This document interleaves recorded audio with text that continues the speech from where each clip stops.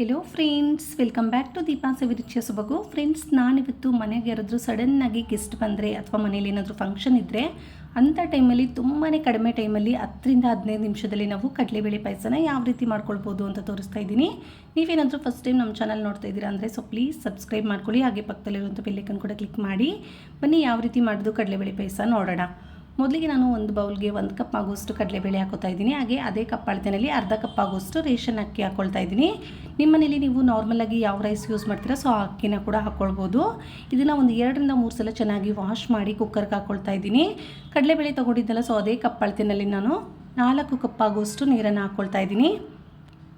ನೀರನ್ನು ಸೇರಿಸಿ ಒಂದ್ಸಲ ನೀಟಾಗಿ ಮಿಕ್ಸ್ ಮಾಡಿ ಸ್ಟವ್ನ ಆನ್ ಮಾಡಿ ಕುಕ್ಕರ್ ಲಿಡ್ಡನ್ನು ಕ್ಲೋಸ್ ಮಾಡಿ 4ರಿಂದ 5 ವಿಜಿಲ್ ಕೂಗೋದಕ್ಕೆ ಬಿಡ್ತಾ ಇದ್ದೀನಿ. ಬೇಳೆ ಬೇಯ್ತಾ ಇರಲಿ, ಅಷ್ಟರಲ್ಲಿ ನಾವು ಬೆಲ್ಲನ ಕರಗಿಸ್ಕೊಳ್ಳೋದಕ್ಕೆ ಇಟ್ಕೊಳ್ಳೋಣ. ಈ ಕಡೆ ನಾನು ಸ್ಟವ್ನ ಆನ್ ಮಾಡಿ ಒಂದು ಪ್ಯಾನ್ಗೆ 1 ಕಪ್ ಆಗೋಷ್ಟು ಬೆಲ್ಲನ ಹಾಕ್ಕೊಳ್ತಾ ಇದ್ದೀನಿ. ಹಾಗೆಯೇ 1 ಕಪ್ ಅಷ್ಟು ನೀರನ್ನು ಸೇರಿಸಿ ಚೆನ್ನಾಗಿ ರೀತಿ ನೀಟಾಗಿ ಮಿಕ್ಸ್ ಮಾಡಿ ಬೆಲ್ಲನ ಕರಗೋದಕ್ಕೆ ಇಡ್ತಾ ಇದ್ದೀನಿ. ಈ ಕಡೆ ನಾನು ಒಂದು ಮಿಕ್ಸರ್ ಜಾರ್ಗೆ 1 ಕಪ್ ಆಗೋಷ್ಟು ಹಸಿ ತೆಂಗಿನಕಾಯಿನ ತುರಿದ್ಬಿಟ್ಟು ಹಾಕ್ಕೊಳ್ತಾ ಇದ್ದೀನಿ ರುಬ್ಕೊಳ್ಳೋದಕ್ಕೆ.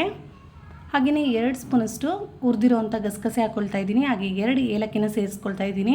ಇದಕ್ಕೆ ಇವಾಗ ರುಬ್ಕೊಳ್ಳೋಕೆ ಎಷ್ಟು ಬೇಕೋ ಅಷ್ಟು ನೀರನ್ನು ಸೇರಿಸಿ ನುಣ್ಣಗೆ ರುಬ್ಕೊಂಡು ಬರ್ತೀನಿ. ನೋಡಿ, ರುಬ್ಕೊಂಡಿದ್ದಾಗಿದೆ. ಈ ರೀತಿ ಫೈನ್ ಪೇಸ್ಟ್ ಆಗಬೇಕು. ಸೊ ಈ ರೀತಿ ರುಬ್ಕೊಂಡ್ರೆ ಸಾಕಾಗುತ್ತೆ. ಈ ಕಡೆ ನೋಡಿ 5 ವಿಜಿಲ್ ಕೂಗಿಸ್ಕೊಂಡಿದ್ದೆ. ಕುಕ್ಕರ್ ಕೂಡ ಕೂಲಾಗಿ ಅಕ್ಕಿ ಮತ್ತು ಬೇಳೆ ಎರಡು ಕೂಡ ಚೆನ್ನಾಗಿ ಸಾಫ್ಟಾಗಿ ಬೆಂದಿದೆ. ನೀವು ನೋಡ್ತಾ ಇರ್ಬೋದು ಬೇಳೆ ಎಷ್ಟು ಸಾಫ್ಟಾಗಿ ಬೆಂದಿದೆ ಅಂತ. ನೋಡಿ, ಕೈಯಲ್ಲಿ ಈ ರೀತಿ ಮಾಡಿದ್ರೆ ಎಷ್ಟು ಸಾಫ್ಟಾಗಿ ಬೆಂದಿದೆ. ಇಷ್ಟಾದರೆ ಸಾಕು. ಈ ಕಡೆ ಬೆಲ್ಲ ಕೂಡ ಚೆನ್ನಾಗಿ ಕರಗಿದೆ. ಆಗ ಈ ಬೆಲ್ಲದ ನೀರನ್ನು ನಾನು ಈ ಬೇಳೆಗೆ ಹಾಕ್ಕೊಳ್ತಾ ಇದ್ದೀನಿ. ನೋಡಿ, ಒಂದು ಜಾಲರಿಯಲ್ಲಿ ಈ ಬೆಲ್ಲದ ನೀರನ್ನು ಶೋಧಿಸ್ಕೊಂಡು ಹಾಕ್ಕೊಳ್ತಾ ಇದ್ದೀನಿ. ಏನಾದರೂ ಕಡ್ಡಿ ಕಸ ಎಲ್ಲ ಇದ್ದರೆ ಹೋಗಲಿ ಅಂತ ಅಷ್ಟೇ.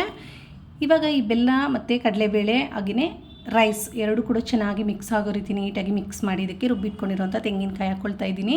ಹಾಗೆ ಅದೇ ಜಾರ್ಗೆ ಸ್ವಲ್ಪ ನೀರನ್ನು ಸೇರಿಸಿ ಆ ನೀರನ್ನು ಕೂಡ ಹಾಕ್ಕೊಂಡು ಒಂದು ಸಲ ನೀಟಾಗಿ ಮಿಕ್ಸ್ ಮಾಡ್ಕೋಬೇಕು.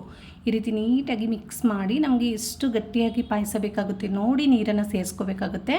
ಇವಾಗ ನಾನು 1 ಗ್ಲಾಸಷ್ಟು ನೀರನ್ನು ಹಾಕ್ಕೊಂಡು ಒಂದು ಸಲ ನೀಟಾಗಿ ಮಿಕ್ಸ್ ಮಾಡಿ 3ರಿಂದ 4 ನಿಮಿಷ ನಾನು ಕುದಿಯೋದಕ್ಕೆ ಬಿಡ್ತಾ ಇದ್ದೀನಿ. ನೋಡಿ, ಒಂದು 3 ನಿಮಿಷ ಆಗಿದೆ. ಇಷ್ಟಾದರೆ ಸಾಕು. ಇವಾಗ ಇದಕ್ಕೆ ನಾವು ಡ್ರೈ ಫ್ರೂಟ್ಸ್ನ ಫ್ರೈ ಮಾಡಿ ಹಾಕ್ಕೋಬೇಕಾಗುತ್ತೆ. ಇದು ಚೆನ್ನಾಗಿ ಕುದೀತಾ ಇರಲಿ. ಅಷ್ಟರಲ್ಲೇ ನಾನು ಈ ಕಡೆ ಸ್ಟವ್ನ ಆನ್ ಮಾಡಿಕೊಂಡು ಒಂದು ಸ್ಮಾಲ್ ಪ್ಯಾನ್ ಬಿಸಿ ಇಟ್ಕೊಂಡು ಇದಕ್ಕೆ 2 ಸ್ಪೂನಷ್ಟು ತುಪ್ಪ ಹಾಕ್ಕೊಂಡಿದ್ದೀನಿ. ತುಪ್ಪ ಚೆನ್ನಾಗಿ ಕರಗಿದ ನಂತರ ನಾನು ಗೋಡಂಬಿ ಹಾಕ್ಕೊಳ್ತಾ ಇದ್ದೀನಿ. ಹಾಗೆಯೇ ಸ್ವಲ್ಪ ಬಾದಾಮಿ ಕೂಡ ಈ ರೀತಿ ಚಿಕ್ಕದಾಗಿ ಕಟ್ ಮಾಡಿ ಹಾಕ್ಕೊಂಡಿದ್ದೀನಿ.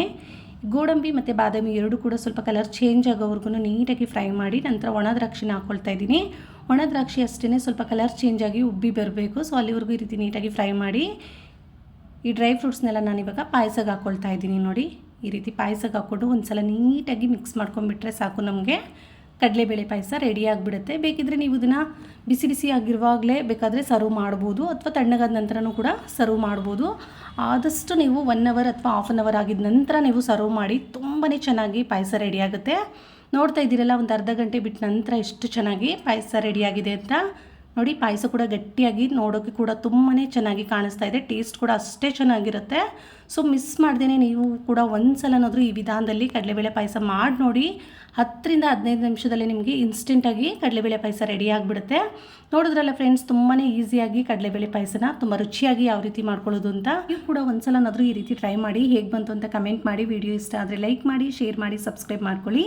Thank you for watching. Bye bye.